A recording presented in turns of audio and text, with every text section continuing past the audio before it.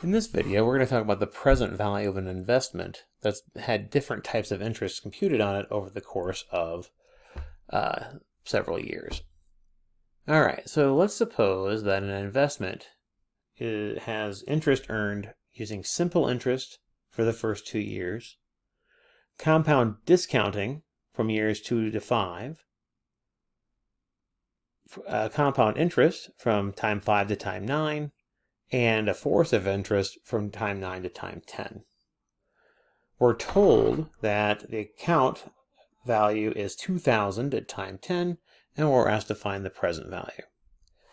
So I set up this first equation just from an accumulation factor standpoint and then solved an equation. So the accumulated value will be the present value times the product of the accumulation factors. For simple interest, our accumulation factor is 1 plus the interest rate times the time.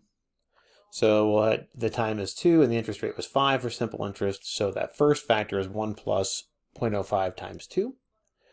For discounting, remember the accumulation factor is 1 minus d to the negative t when you're doing accumulation factor.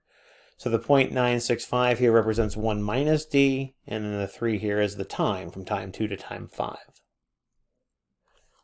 For compound interest, time 5 to time 9 is 4 years. Inside our parentheses here, we'd have 1 plus I. So this is 1 plus I to the t. So 1 plus 1.047 to the 4th power. That's the accumulation factor for times from time 5 to time 9. And then finally, for force of interest, our accumulation factor is e to the delta t.